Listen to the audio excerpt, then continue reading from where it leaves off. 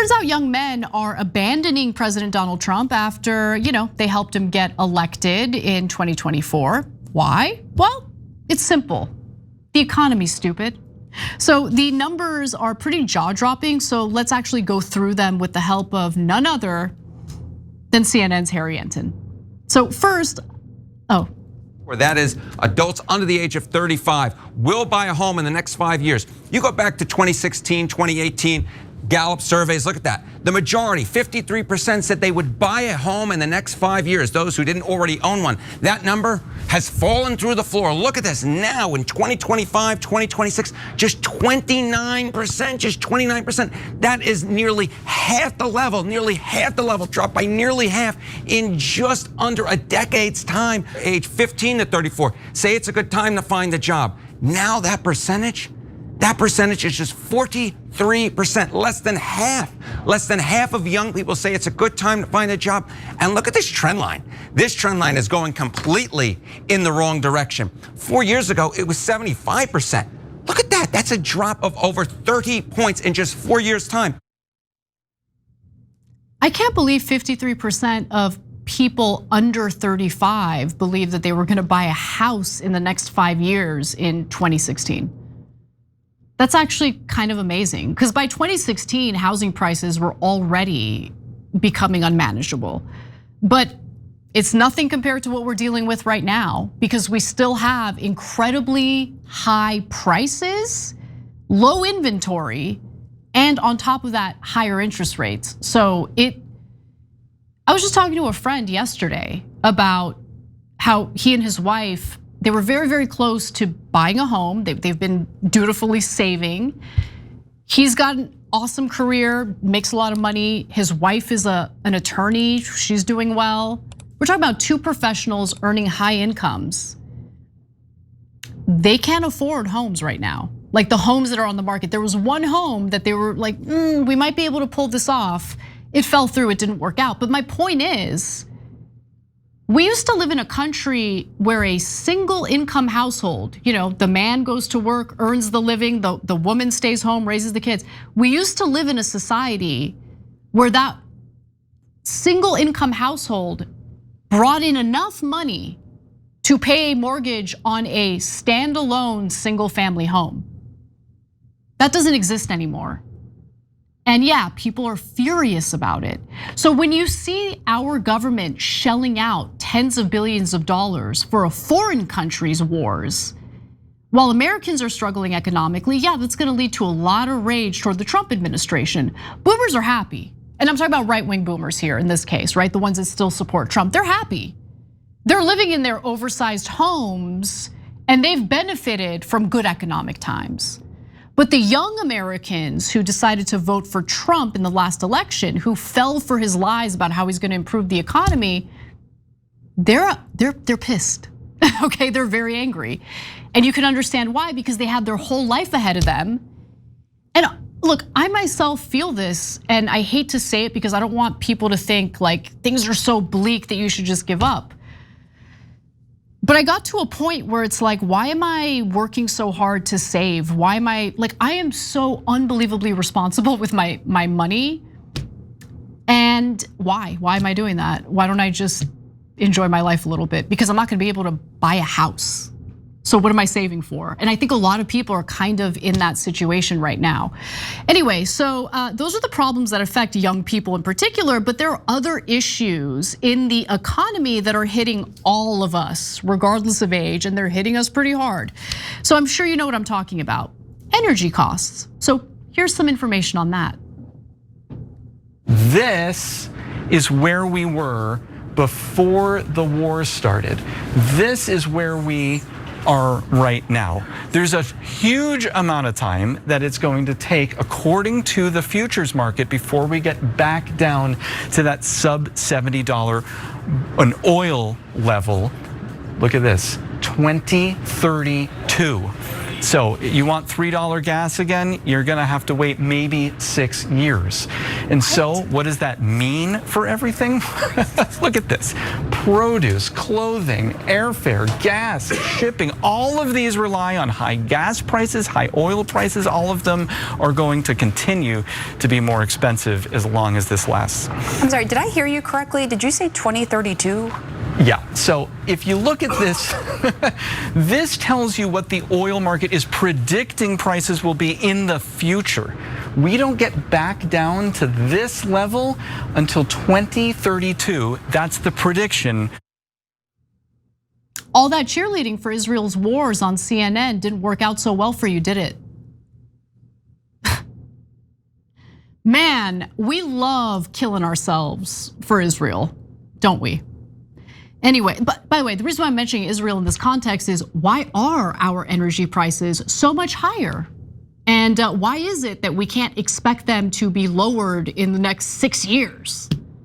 Is it because of the war against Iran and the closure of the Strait of Hormuz, where 20% of our oil and liquefied natural gas is transited through? Is that why? For the love of God, please just ask some actual questions instead of doing what you're told as a journalist in regurgitating pro-war, Israel talking points. I get it. Someone might call you an anti-Semite for not wanting to go to war with Iran again, on Israel's behalf. But our energy prices are what they are because of the war against Iran. Her surprise at what was being said in that segment is so infuriating, but okay.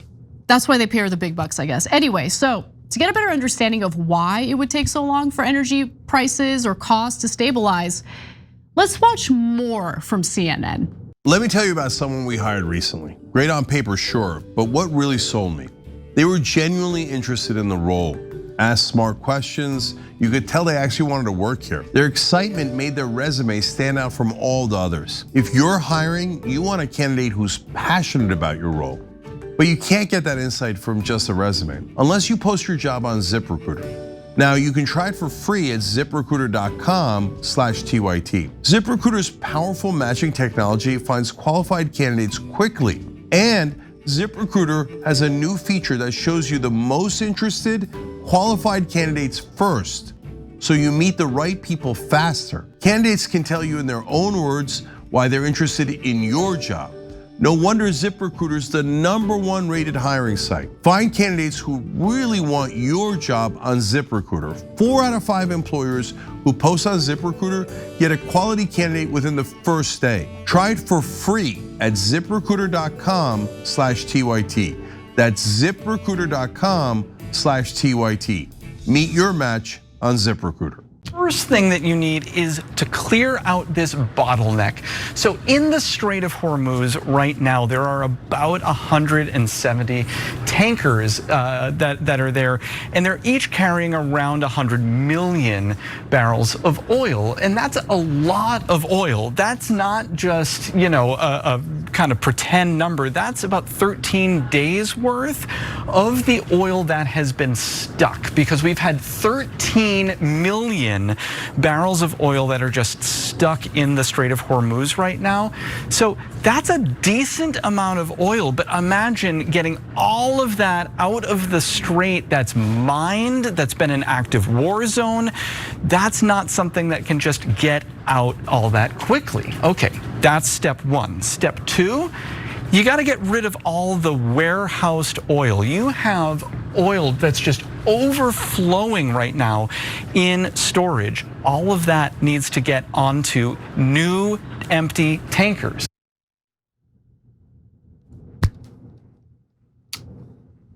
One of our members wrote in and said, Anna, you don't get it. You don't get it, you don't get it. I'm just kidding, I'm not making fun of you, but a little bit I am, because you're regurgitating the Trump administration's talking points to justify the absolute disaster we find ourselves in because we decided to enter this war against Iran. You don't get it, Anna. This is all done on purpose because the United States is trying to choke China's energy supply. That's not happening, actually, because there are some tankers that are allowed to travel through the Strait of Hormuz because both Iran, which is an ally of China's, and the United States, which wants to play nice with China at the moment, is allowing for those tankers to travel through the Strait of Hormuz to deliver oil to China. This is not about choking off China's energy supply. This is all about fighting a war, a regime change war on behalf of Israel, which has been a disaster and is not working out the way that Trump was told it was gonna work out by, the Israelis who have all that great intel that they share with the Americans. Great intel, fantastic intel. Maybe Trump should have listened to, American intel, US intel, which was warning about the fact that Iran would shut down the Strait of Hormuz as their only leverage in this war. And that's exactly what they did. But okay, anyway. I'm so frustrated. Okay, so those are only 2 of 4 steps, by the way, going back to what you just heard in that video. So the last step would actually take years to fix. So let's go to the final part of the argument being made on CNN in regard to why it would take so long for oil prices to come back down. Oil production needs to restart. This is very, very difficult. It's not just like flipping on a light switch. You actually need to start sending water and gas down into wells.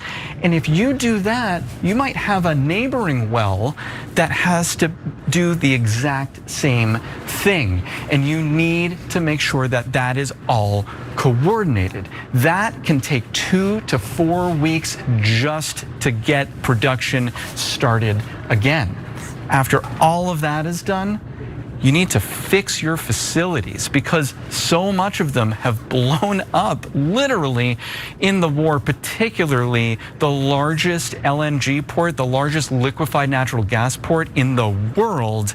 That's going to take about 2 years to come back online. That guy has got some amazing riz, okay? The riz on that guy. No, but in all seriousness, I kind of love him because he is explaining everything perfectly. And this is the kind of segment that would have been super useful when the debate about whether or not we go to war with Iran was being had. That like the CNN producers maybe should have considered having this guy on to explain all of this prior to the United States attacking Iran on behalf of Israel, because they want a regime change in Iran. Not because they're worried about nuclear weapons. Iran didn't have nuclear weapons. Iran wasn't building nuclear weapons. Iran didn't even have enriched uranium enriched to the point where they could build a nuclear weapon. And even if they had, which they hadn't, they didn't have a missile that would be able to deliver a nuclear weapon. So it was a false BS cover story to drag us into a regime change war that we're now not only in, but we're dealing with a quagmire. So let's get back to Harry Enten, because this is the reason why young people in particular are furious. They're abandoning Trump. All of this translates to bad economy bad. Okay, so let's get back to Harry Enten on Trump's approval ratings. Men under 30 on economic conditions. Before Trump came into office, this is 2024 and early 2025, before Trump was inaugurated for a second term, 66% of them said it was, in fact, the economic conditions were poor. They were hoping that Trump would solve it.